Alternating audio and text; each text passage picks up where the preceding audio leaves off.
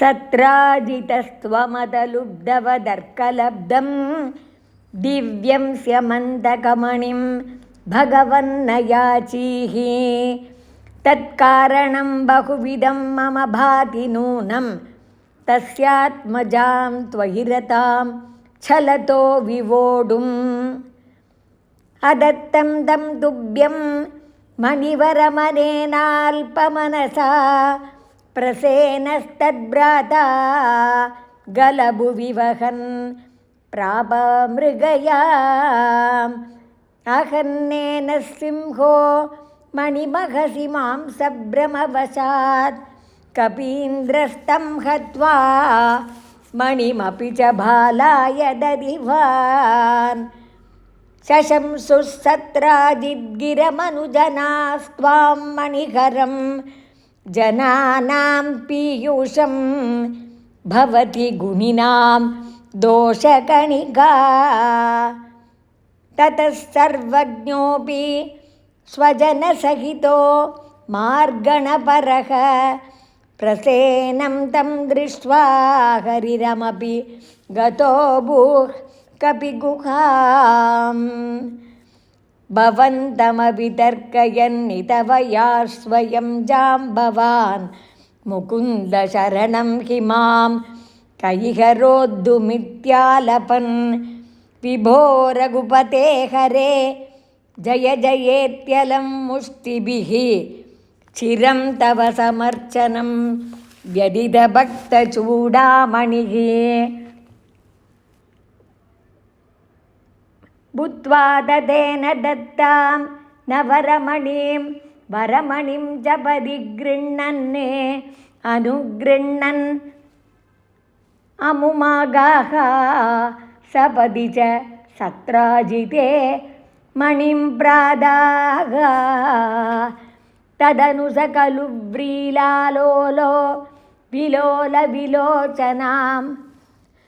दुहितरमहो धीमान् भामां गिरैव परार्पिताम् अदितमणिना तुभ्यं लभ्यं समेत्य भवानपि प्रमुदितमनास्तस्यैवादात् मणिं गगनाशयः व्रीडाकुलां रमयति त्वयि सत्यभामां कौन्तेयदाह कथयात कुरुं प्रयाते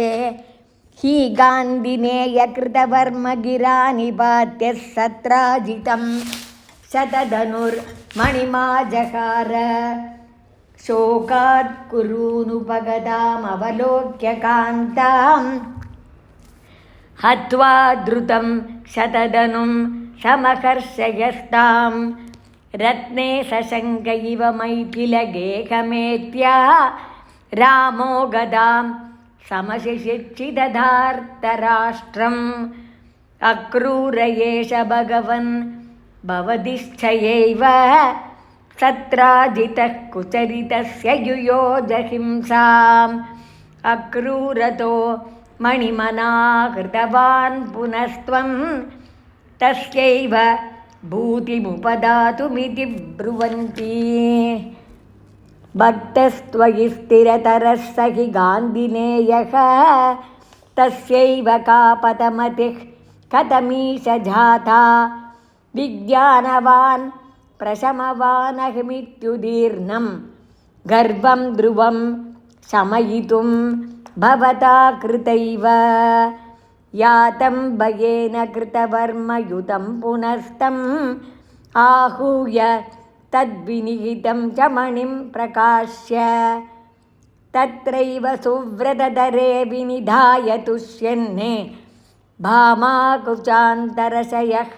पवनेशपायाः श्रीहरये नमः गोपिका जीवनस्मरणं गोविन्द गोविन्द आनन्दचिन्मयने शरणं श्रीचोटानिकर भगवती अम्मये शरणं नारायण अखिलगुरोर्भगवन् नमस्ते।